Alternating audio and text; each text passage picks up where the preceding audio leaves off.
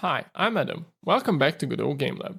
In this episode, we'll add UnitAbility casting to the game. So if I buy a couple Robins, maybe combine it into a tier 2 one, also buy a couple Bjorns, combine it into a tier 2 one as well. Let's drag them over to the battlefield, buy some XP, and now we have unit casting. So when Bjorn and Robin fill their mana bar, they cast their abilities. And they are very different. So for Robin, what the ability does is it spawns extra arrows, which deal the same damage as their auto attacks do. And the amount of extra projectiles spawned is based on the tier of the unit. So with a tier 2 Robin, 2 extra projectiles will be spawned, and they target random enemies. For Bjorn, it's a very different one. Bjorn swings his mace around himself, damaging all the enemies in the way. And it's a very flashy animation, and the damage only has a base damage, which is independent from the attack damage Bjorn has. And in the future, when we have items, it can be increased by adding ability power items on Bjorn. So let's see how this looks like inside the battle. Everything looks as it usually does. But when Robin fills his mana bar, you see the casting animation plays. And a couple extra projectiles are spawned and they target random enemies. Now we did win the battle a bit too fast, so let's remove this Robin and replace him with a tier 1 version. See how Bjorn can cast his swinging ability. And you see that the Robin now just only spawns 1 extra arrow. So when Bjorn fills his mana bar, you see the mace swings around, the casting animation plays, and it damages all the enemy units. Now let's see how we can do this. Let's start with the architecture first, like we usually do. So sort of the backbone of this whole ability casting system will be this UnitAbility script that we will create in this episode. Now for UnitAbilities, we want to make them as flexible as possible. So what we do is we create a script with very few restrictions. And to make it a bit easier to create these unique abilities in the game, we'll also introduce a script template for this additionally. So those few restrictions are basically that all abilities should emit a signal when they finished what they're doing. This is important so the UnitAI can be notified that, okay, this ability cast has been finished, now we can transition into another state. And the second requirement is that they have a use method, which is universal. So all UnitAbilities have a use method where they execute the logic they want to. And while this is a bit of a vague requirement and not too specific, the upside of this is that we have a very flexible system for abilities. So for example, if you take a look at Bjorn's swing ability, the scene tree will look like this for that scene, where the UnitAbility script sits at the very top on this node 2D called BjornSwing. So it has multiple sprites, a hitbox component, an animation player. While if you compare it to Robin's ability, Hail of Arrows, it's just one node 2D, which is a UnitAbility. So everything else for that ability will be done in code.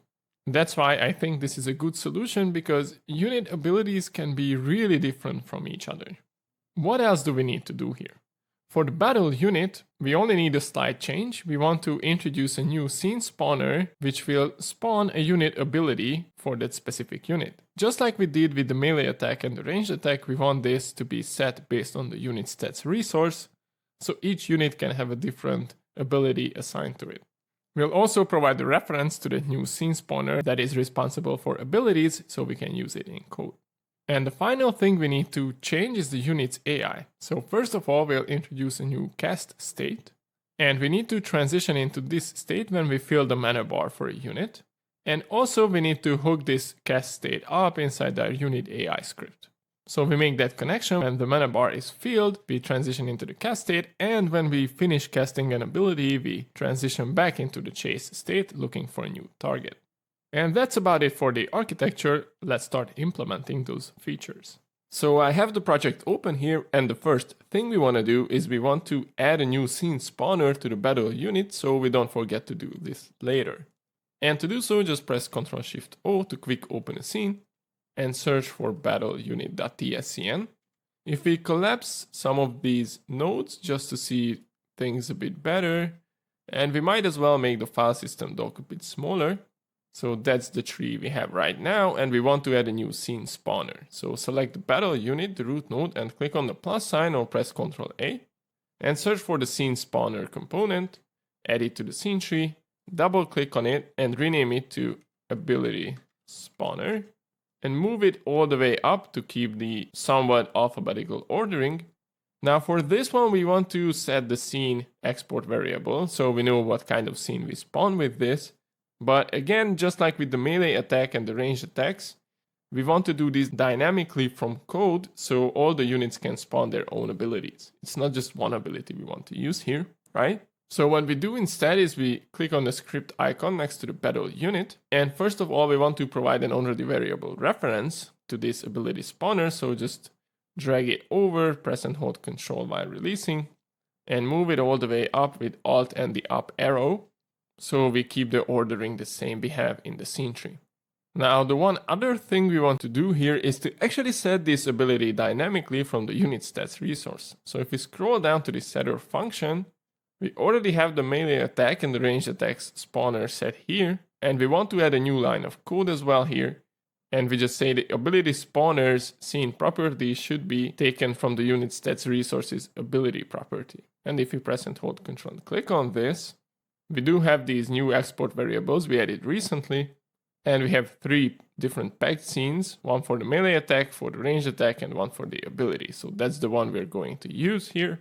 Now if we go back, we have all 3 packed scenes set for the units, the ability, the melee attack, and the ranged attack as well.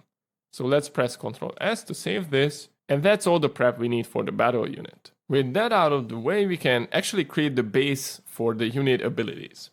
So let's go back to 2D view. And if you take a look at the file system doc, we have our components and custom nodes folder. For the unit ability itself, it will be a custom node because it's very tied to this project. It's not something I think that you could reuse across many projects. So I decided to put this in the custom nodes folder. So right click on it, create a new script, and we'll call this unit_ability. And we'll inherit from the node 2D class because we want to position the abilities in the 2D space. Click on create and double click to open it up in the script editor. Now this script will be pretty simple in its basic form. We want to provide a custom class name called UnitAbility. Then one of the requirements for this unit ability to work as a basis for all the very different abilities units can have in the game is to provide a signal which we can emit when the ability cast is finished. It can be very, very different for the different units. For example, for Robin, this will be almost immediately finished, as we just fire new projectiles. If we fire more than one, then we add a slight delay between them with the tween, but otherwise there's no animation involved. On the other hand, for Bjorn's swing ability, it's very different because we'll have an animation player, the swing goes a full circle, and then we can emit that the ability cast has finished. This is super important because the UnitAI itself will rely on this information. We can only leave the casting state and go back to auto-attacking or something like that when the unit has finished casting its ability, and that's the way we can signal it. We'll also have 2 export variables, one for the caster unit, the battle unit. This again is super useful because oftentimes an ability needs to have access to all the properties and information that is present on a battle unit. So this way we can reference anything we want from that huge class. Another one which is useful is of course providing a sound and audio stream so we can play a sound effect when a unit casts its ability. Now we override the ready virtual method, and it's interesting because what I do here is add this ability automatically to a specific group called UnitAbilities. Why do we need this? Can you guess? Well, it's a minor thing, but it can happen that a unit starts casting its ability, and casting an ability again means spawning this node in the scene tree, right? So it can happen that, for example, Robin fills his mana bar, but in the meantime, Bjorn kills the one last unit from the enemy team. What happens in that case? A new node gets added to the scene tree, and the way we do this, at least in this example, is that the unit ability will be independent from the caster. So we add it to the root of the scene tree, not under the battle unit. This is useful because if we want to animate a projectile or something like that, we don't want it to be dependent on the movement of its parent, right? But what that means is that when we finish the battling phase, or we conclude a battle, the battle units themselves will be queue freed. Any remaining unit will be deleted, right?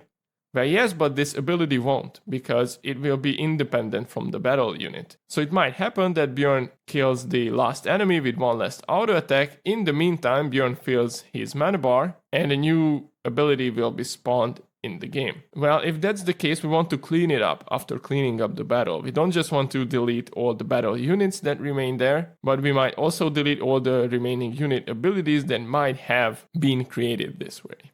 That's why we need this group, because by adding all these abilities to this group, we can handle this in the battle handler. Then what's really important is sort of a contract that all the unit abilities need to have a use method where they do what they want to do. That provides us a very, very big flexibility for abilities, because all we require them is that they have a signal called AbilityCastFinished and they have a method called use. The implementation itself is completely up to the abilities. Now, this is just an example we can do because we want to override this method for all the abilities with their unique scripts. But this is just an example, so if you don't really want to do anything, we can play the sound if it's present and then emit the AbilityCastFinished signal. Now that's all we really need from the script. We can save it with Ctrl S, but one problem is that we might forget to do this, or we might forget when we create an ability that we need to override this use method here. So what we can do, since Godot doesn't really have interfaces yet, is something that we used a couple of times in the Slate Aspire course as well. And it's creating script templates. So the template will generate that for us, and we don't have to worry about it. So let's set up that script templates before we actually create new abilities. Let's go to our file system, collapse the custom nodes for now. And the way this works in Godot by default is that you have to create a new folder. So right click on the root folder, create a new folder, call it script_templates. And in this new folder, you need to create other folders for the different node types. So let's right click on script templates, create a new folder again. And since all these abilities will extend from the node to the class, we can make that as a base. So let's call this node 2D. Extend it, and you'll see that I used Pascal case here instead of full snake case like I usually do. And this is something you have to do for script templates for them to work. And now here we can right click on the node 2D folder we just created, create a new script. And we'll call this UnitAbility_template. Click on create, expand the folder, and double click on our template script to open it up in the script editor. Now, first of all, we want to extend from the UnitAbility class, not from the Node2D class, right? Because all the abilities will be UnitAbilities. Then what we want to do is to provide some metadata, which will be used for the editor to display this information when we select the template. You'll see it in a second. So for the name, I just use custom UnitAbility script. The description says that it will be instantiated when a battle unit casts its ability. And we can set up if it's a default template or not. I chose false here, and the space indent is for the same I use for all my scripts. Now, one cool thing for script templates is that you can use this class name _class_. And what this does is it will generate the class name for you when you use this template based on the file name for that script. You'll see it in a second. It's very cool, I think. And then what we need to do is to provide a basis for the use method. And this is important because this way you don't really have to remember that you need to do this, because when you create a new script and you use the template, this will be generated.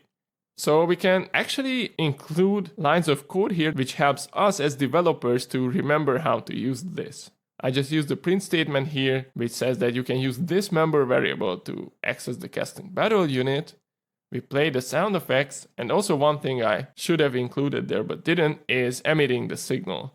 So we need to include AbilityCastFinished.emit. And we can include a comment here as well to emit this signal when the ability cast has been finished, or something like that. Okay, so this is super important because this reminds us that when we're done with the ability, we need to emit this signal. Because it's kind of hard to tell as you don't see your inherited member variables and signals, right? You could press and hold Control and click on the unit ability, and now you see that you have this signal. But this is a bit tedious, and I think it's better to include this as an information, because then you can just use this as a basis itself, and you don't really have to open the UnitAbility class. Okay, so let's save this template with Control S.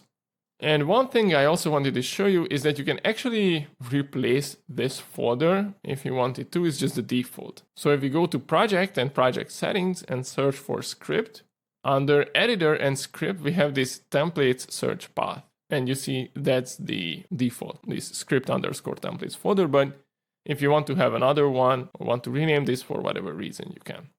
Okay, cool. So how do we use this in practice? Well, we can start creating abilities to see how this works, right? So why don't we create Robin's ability next to see this in action?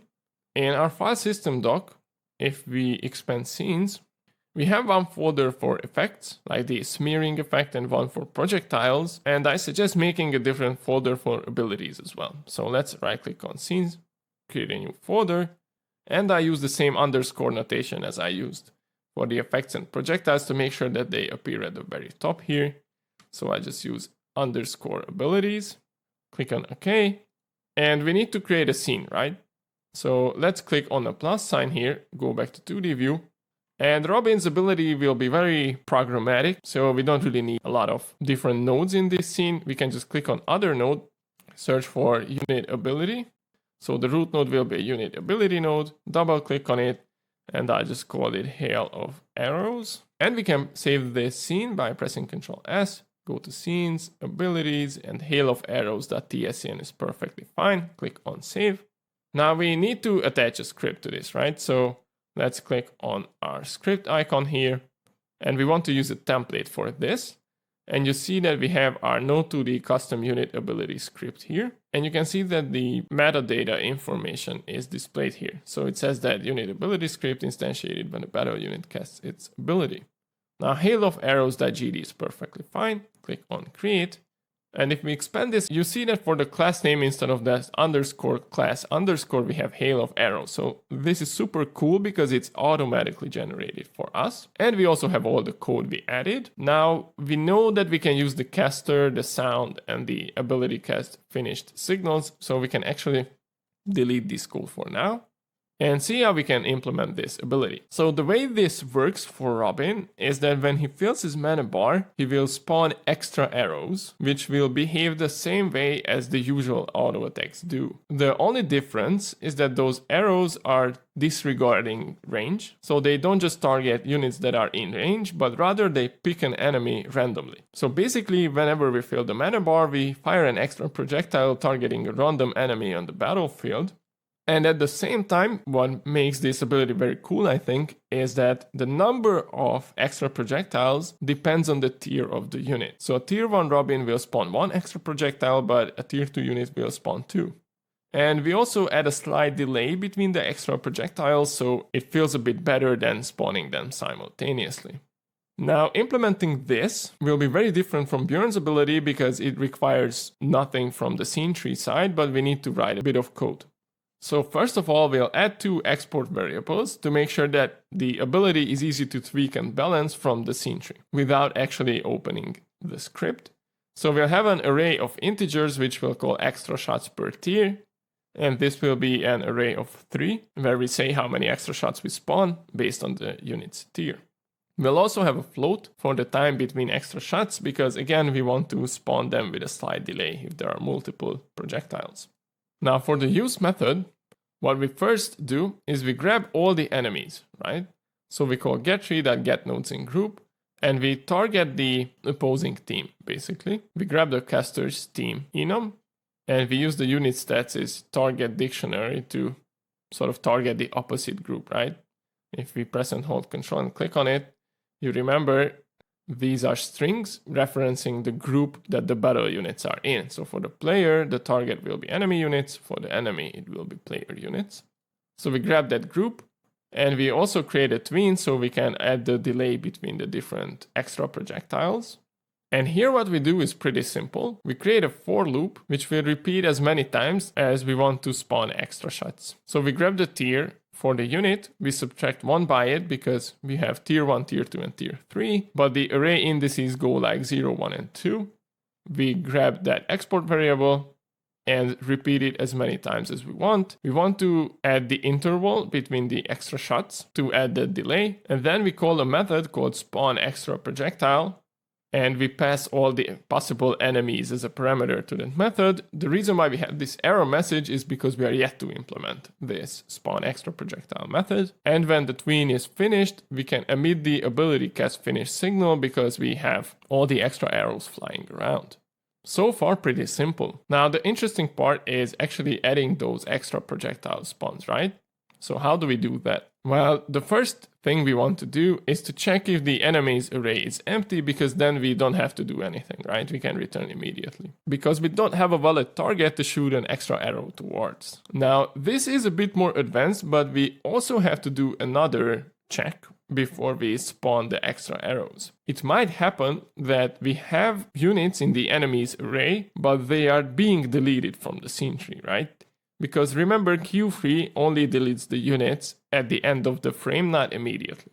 So it might happen that we do have a non-empty array, but we need to check if there are any enemies that are valid, meaning that they are not being deleted in this frame.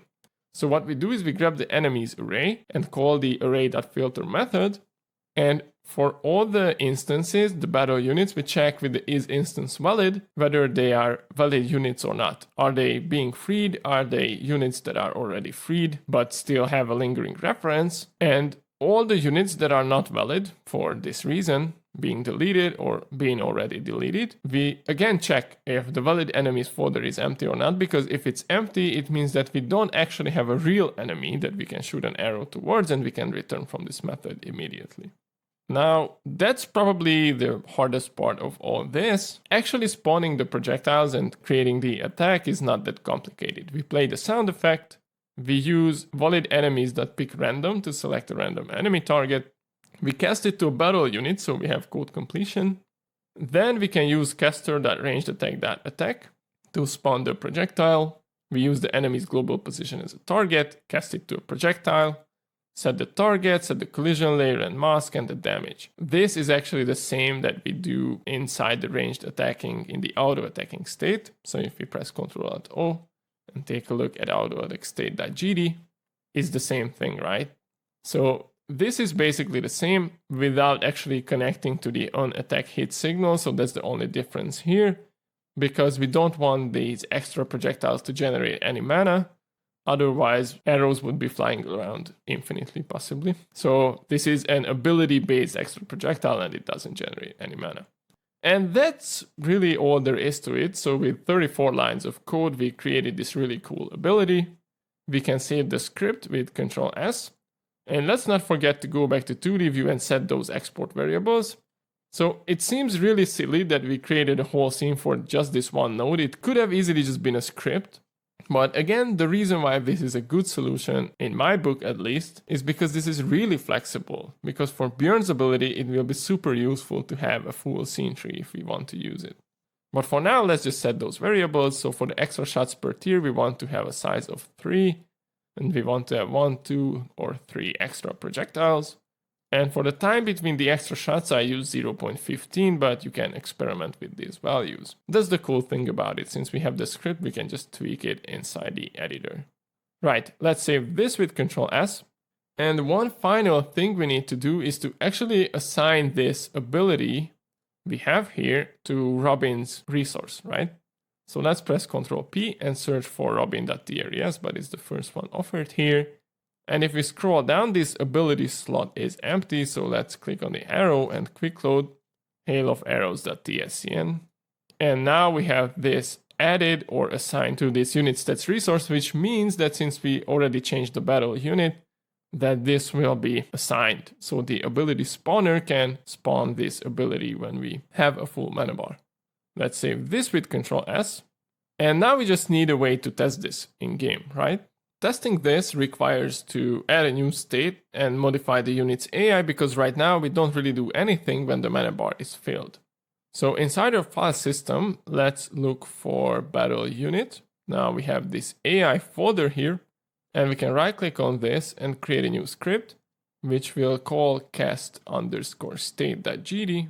Click on create and double click to open it up in the script editor. And this won't be too bad, I promise. So the first thing we do is we provide a custom class name called CastState, and we extend from the state class. Then we provide the signal called AbilityCastFinished, and this might look a bit strange because we already have this signal defined inside the UnitAbility, right? And yes, we do. But we also want to bubble up this signal because we want to notify the unit's AI that we can exit this cast state. We'll grab the UnitAbility signal, and when that's emitted, we'll emit our own. And that's called bubbling up a signal.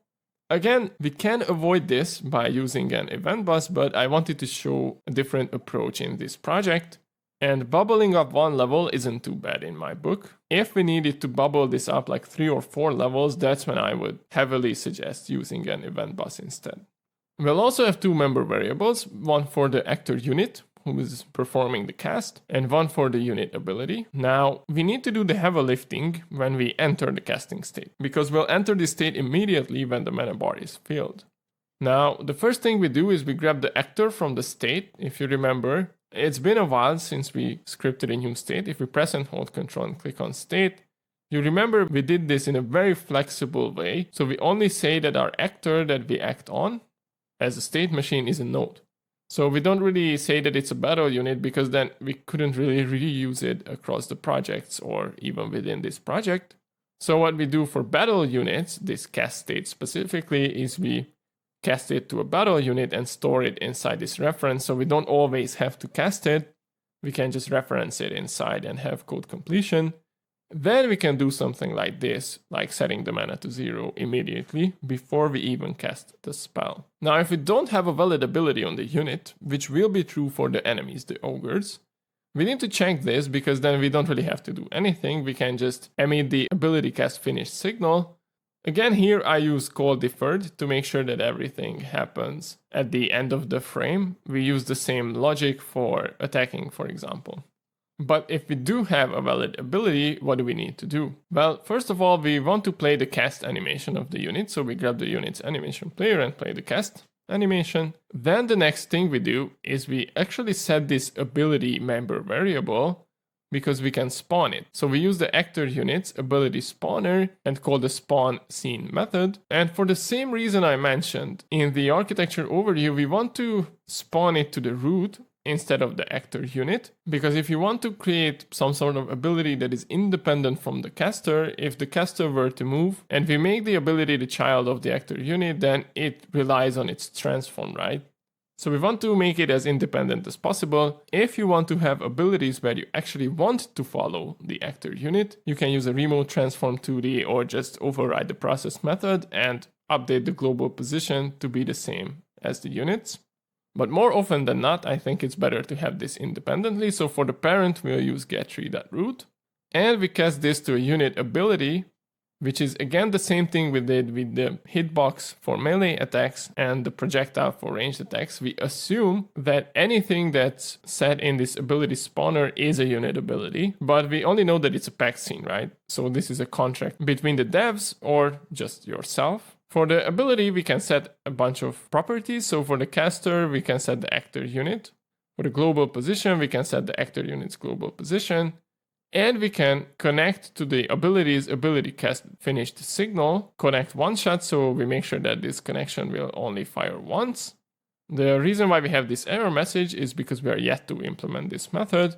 And finally, last but not least, we can call the use method, which will handle actually using the ability, and use the call defer just to make sure that it happens at the end of the frame like we usually do. Now, what else we need to do here? Because that's kind of the heavy lifting for this state.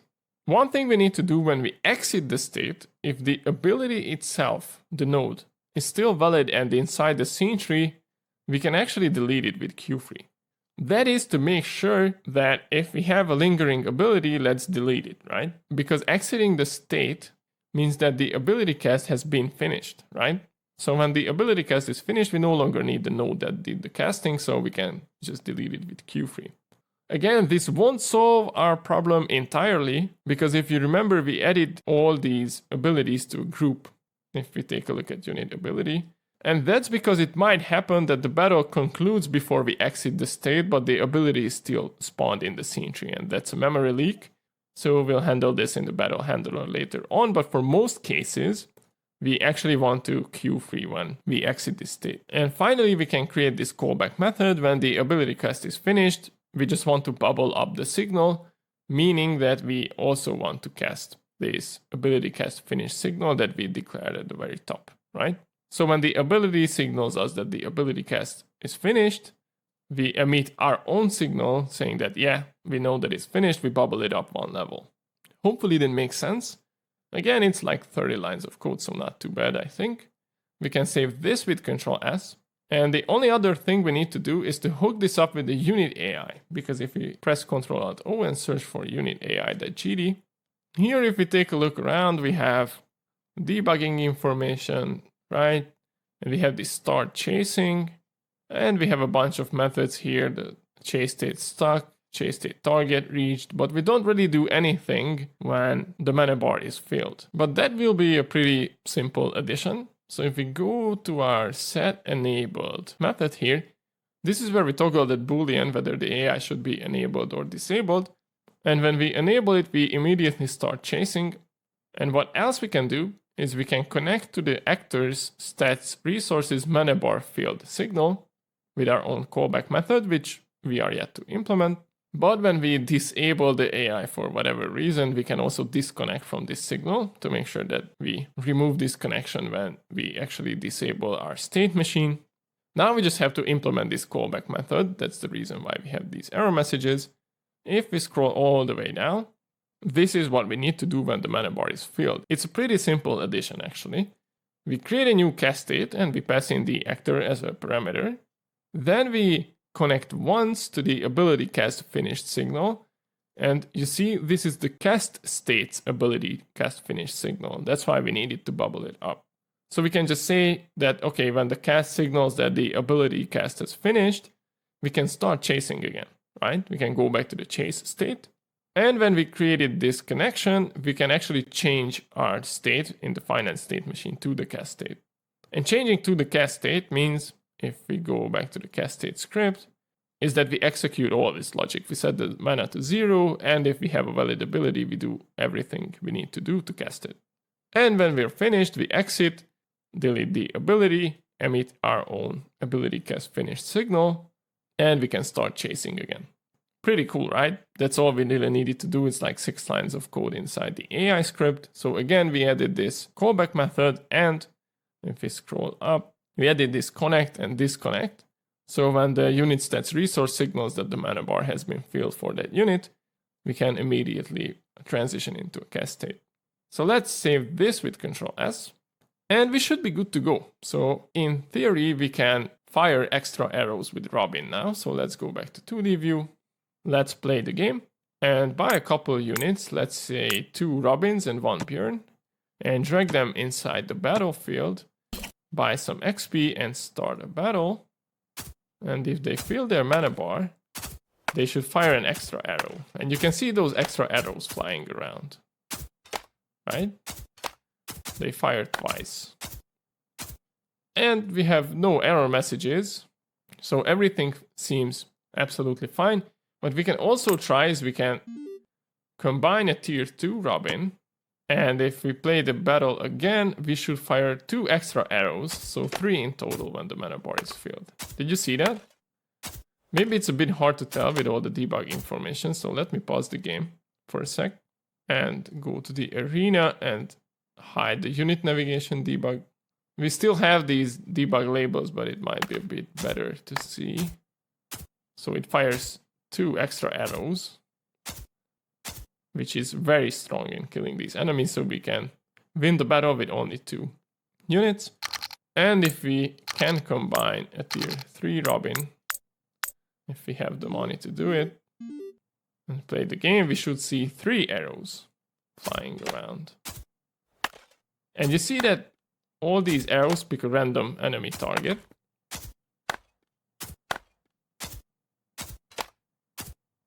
And we win the battle, but you see, here's our problem. I'm so happy that I actually played it over and over again because we have this, right? So when we finish the battle, the mana bar for this tier 3 Robin was filled, so a Hail of Arrows ability is spawned. See, the problem is that this hangs in there and this will be here forever because we don't really clean it up. we tried to clean it up inside our cast state when we exited, but we didn't really have the time to exit it because when we added it, the battle was already concluded. So this is why we add all the abilities to a group so the battle handler can clean up any lingering ones, right? Because if we start a battle, it doesn't really matter that it's a new battle, the hail of arrows is still there. And if we continue playing the game, you see that it will remain here even though new ones will be spawned in its place. And those might disappear, might not. But it can happen that we also have another hail of arrows there. And the longer we play the game, we can keep stacking up these lingering abilities. And it doesn't seem like a big deal right now because it's one extra node. But if you have a lot of units on the board and they all start stacking up these extra nodes, then it can become a performance problem. So that's what we'll fix next. If you like my content, please consider checking out my Ko-fi page where you can donate one time or become a member and get early access to all my content and videos. But this is actually a really easy fix because of the way we set up these abilities. If we go back to the script tab and click on UnitAbility, now close all the other tabs just to make things a bit cleaner, you see that all abilities will be added to this group inside there ready, so we don't have to do this by hand for all the abilities. If we open up the hail of arrows script, we don't even override the ready virtual method, and we don't have to because we do this in the parent script. So this will be automatically done for all the abilities. So what we can do with this information is we go to the battle handler, and inside the battle handler we have these methods, and we have one called cleanup fight. And here what we do is we delete all the player and enemy units that are still there. And we can just add a new line of code here that we do the same for the unit abilities. And this will take care of this problem. So if there are any abilities that were spawned at the same time the battle was concluding, we make sure that they are deleted when we go back to the preparation phase after the battle phase. So this is the line of code we need to add to fix this problem. A pretty straightforward fix, right? It's not the fix that is hard with this, but actually recognizing that there's a memory leak here. Okay, so now we fix this, we can save this with Ctrl S. And the final thing we want to do in this episode, just to sort of demonstrate how flexible and cool this ability system is to create a whole different ability for Bjorn. Now to create this new ability, let's go back to 2D view. Click on the plus sign here to add a new scene. Let's click on other node and we'll add a UnitAbility as a base. And we can call this, I call this BjornSwing, right? Here we want to add a bunch of different nodes. So press Ctrl A or click on the plus sign, and we want to add 2 sprite 2Ds. So I'll add one, press Ctrl D to duplicate it. Click on BjornSwing again, press Ctrl A or click on the plus sign. I want to add a hitbox to this, so it damages all the enemies. With the hitbox selected, press Ctrl A again, add the collision shape 2D to it. And for BjornSwing, the root node, press Ctrl A again and add an animation player node to create an animation. Let's collapse this for now because we need to add a bunch of stuff. So I'll zoom in a bit. The sprite 2D, the first one, we can rename this to weapon and rename the other to smear. Now for the weapon, we want to load the texture. So let's make this a bit wider. Click on the arrow, click on quick load, and we'll use items.png for this. You can search for it. Alright, but this is a bunch of items. So what we need to do is we need to go to region, enable it, and edit the region. Change the snap mode to grid snap, and set the step to 32 by 32. And if I zoom in, I want to use this spiky mace thing here. Click on close, and now we have this weapon. Okay. But what we also want to do, this will be the center of this ability, which will be the same position where Bjorn is. So we want to move this a bit away from Bjorn. So let's go to the transform, and I use a full tile. So -32 on both axes, right? So Bjorn will be here, and we want to swing this all the way around Bjorn. Now we want to do something very similar with the smear effect. So let's load a new texture, quick load, and we have Bjorn cast smear. So let's search for that PNG. And you see that we have 2 frames here. So let's go to animation and set the H frames property to 2. And we want to move the position again 1 tile away. So let's do this -32 by -32 as well.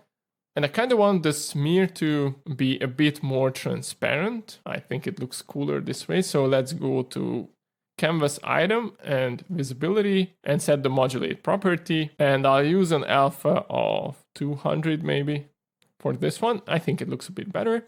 And we can also set the frame to the bigger smear effect because this is the smaller smear. So let's change the frame from 0 to 1, right? Because what we want is we want to start with a big force, with a big smear, and slow the swing down towards the end of the animation, right?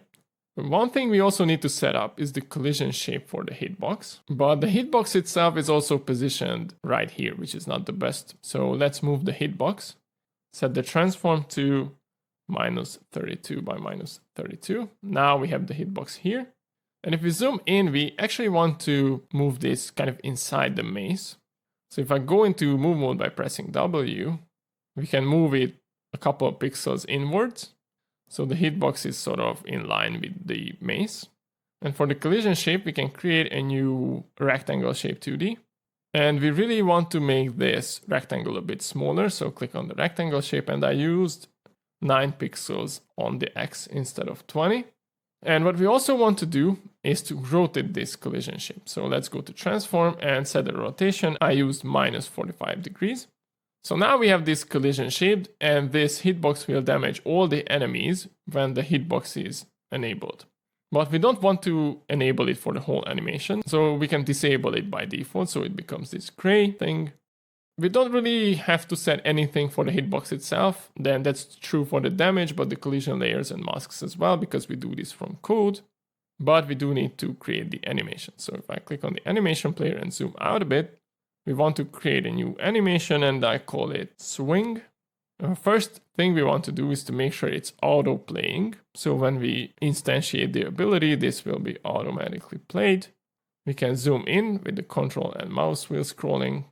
And now that I think about it, it might not be the best to actually autoplay it, because remember we have this use method that will be called when we need to cast the ability. So I think in this case, it might be better to actually play this from code to make sure that everything happens in the right order. Now for the animation itself, we want to make sure it's not too long, because 1 second is very long. We'll make that 0.65. And just like we usually do, we set the snap to 0.05 seconds. And we make sure that we don't snap to FPSs, but the timeline cursor snaps to this value. So now we have these 0.05 seconds increments. And we can start animating a bunch of stuff. So the reason why we set up the whole thing like this is that we can use the root node as a base of transformation. So if I go into rotation mode by pressing E, if I start to rotate, you see the whole thing rotates around the center point, and it already looks kind of cool, right? So we can use the BjornSwing, the root node, and go into transform and create some keyframes for both scale. Click on the key here, create the reset tracks, and for rotation as well, do the same thing. Now, I'm not an animator by any means, but I tried to make it look as good as I could. For the scale, what we want to do is for the first part of the animation, like at 0.15, we want to actually decrease the scale to 0.9. This makes everything a bit smaller, and if we add a keyframe here, you'll see that it scales down a bit. And what this does is it's kind of an anticipation. Before we start the swing, we prepare it to emphasize the force of it. Now, we want to do the same for the rotation. So instead of starting immediately rotating this way, we actually counterintuitively rotate it backwards. So we have this anticipation part for the swinging animation. For the rotation, let's set it to -15. And you see, we actually rotate it backwards like this. And we have this sort of preparation or anticipation part for the animation. We can also set these from linear to cubic to make that a bit more interesting. Now, if we move over to, let's say, 0.3, then we can really start swinging. So we can set the scale up to 1.1 this time, like so. And towards the end of the animation, like at 0.55, we can add another keyframe to make sure that this whole time, this will be at 1.1, right? This is 1.1, this is 1.1. And at the end of the animation, we sort of cool down the swing. So we'll add, if we select BjornSwing again, we reset it back to 1 and add a keyframe there. So there will be this 1 second at the end, which resets the scale, but for the bulk of the animation, we'll have this bigger scale. Okay. And for the rotation itself, we have -15 here, but at the end of the animation, we want to take the whole animation for this. We want to set this to 360, going a full circle and a bit more because we start from a negative rotation. So this is how it looks like. Oops, I forgot to add the keyframe. So again, let's change this to 360 and add the keyframe. So now if we play it, we have this full swing, which resets back to its original position and scale at the end. And it already kind of looks cool, but we can also change up the smear a bit. So at the very beginning of the animation, we can go to the smear and actually hide it. So we hide it by default. And we have this visible property under canvas item. Click on the key here, create the reset track. And we can say that it's not visible by default, especially not for the anticipation part. But when we actually start swinging at 0.2, for example, you see this snap here, right? We start the motion. So here we can enable the smear, make it visible. And so we have the full smear for the duration of the animation. But at 0.55, when we start cooling down, we can hide it again. So we only have the smear effect for this part. And we can also, to make it a bit more interesting, we can change the frame between it. So at the beginning, we can start with the big smear, which is frame 1. We can click on the plus sign, create the new reset track. So at 0.0, we'll use this frame, but at, let's say, 0.4, where we did this part of the swing, we can change it to the smaller one. So if we select the smear, change this to 0, and add a new keyframe to it, you'll see that we start smearing with this bigger one, and it goes to the smaller one by the end of the animation. If we play the whole thing, it's a slight change. It's kind of hard to notice, but I think it helps to sell the animation a bit more. And one final thing we need to do here, which is super important, is actually enabling the hitbox collision shape, because otherwise it looks flashy, but it deals no damage, right? So if we go all the way back to the beginning of the animation, select the collision shape 2D, create a keyframe for the disabled property, and create a reset track for it as well. And it's fine that it's disabled by default. We can enable it at 0.2 when we actually start swinging. Click on this checkbox here, add a new keyframe. So you'll see it starts disabled, but when we arrive here, it becomes blue again. And at 55, when we sort of almost went all the way around, we can disable it again, like so. So now if we play the animation, you'll see that for the bulk of the animation, this collision shape 2D will be enabled. But when we replay it, it will be gray again, being disabled. Awesome, so that's the animation I came up with for this swing. And let's not forget to save the scene. So let's press Ctrl S. And under Scenes and Abilities, we can save this as BjornSwing.tscn. Now, the only thing that's left to do is to actually create the script for it. And this will be much easier compared to the Robin one, because we did the heavy lifting with the animation player. So we can click on BjornSwing, click on the script icon, and we can call this BjornSwing.gd, and we want to use the ability script template. So click on Create, collapse the animation pane for now, and let's see what we need to do here. It won't be too hard, I promise. So for variables, we want to create an export variable called base damage per tier. It's really similar to what we did with the Robin arrow with the extra shots. Here we just want to modify the base damage based on the tier of the unit. This is what we're going to use for the hitbox's damage property, right? And we grab two already variable references, one to the hitbox and one to the animation player, because those are the ones that we want to use to execute the logic. Now for the code itself, inside the use method, we want to set a bunch of things for the hitbox. So the damage will be set based on this export variable, this array, and based on the unit's current tier. We set the collision layer and mask, like we usually do with this new refactor we did. And one thing, this line is not really that important for now, but what we do is we grab the damage property and use the plus equals to add to it based on the caster's stats ability power. Now, this is not that useful now, but when we add items in later episodes, we can actually use this to increase the damage of the ability by adding ability power items on the unit, which is a pretty cool addition. So we sort of just use this to foreshadow what we do in the future, how we can use items to make the damage bigger for unit abilities. And for the rest of this method, it's pretty straightforward what we do. We play the sound effect for the ability. We play the swing animation on the animation player because we toggle the autoplay off.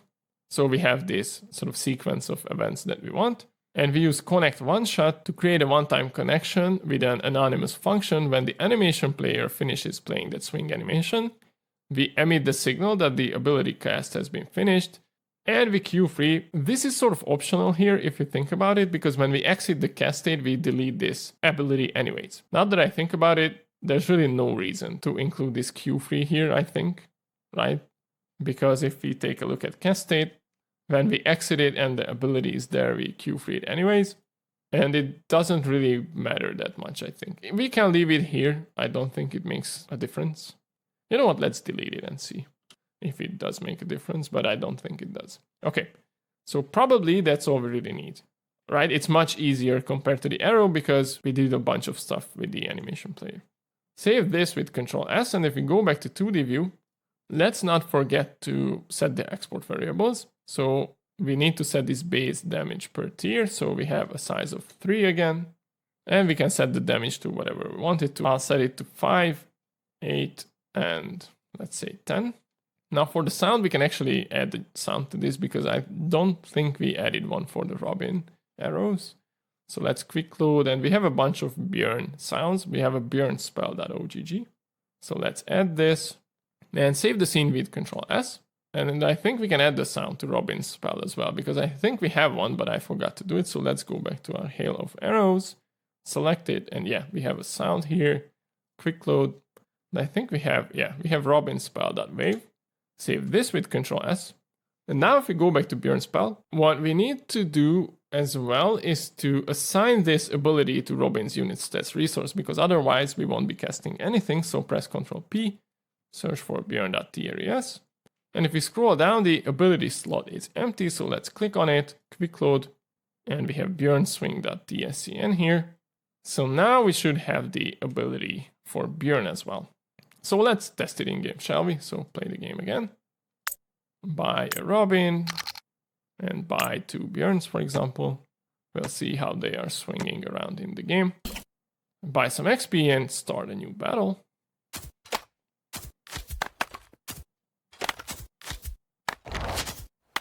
Okay, so we do have the swings and they do damage the enemies. Pretty cool, right? So this already really feels like an AutoBattler game, especially if we turn off all the debug info. We don't have any error messages either. And this sort of concludes the first part of the second season I wanted to do. But by the time I upload this video, the other features are already finished. So I don't think I need that much time to continue with it. So what's left to do here is to add items to the game, which provide different bonuses and can combine into bigger and more powerful items. We need to add the trait bonuses because we do have the UI for it, but it doesn't really provide you with any tangible bonuses if you have these active. And the final thing we'll add is tooltips, because otherwise you don't really know what a fighter does if you get this bonus, right? Or what an item does just by the icon. So we'll add a tooltip system that we can use for traits, items, and the units themselves.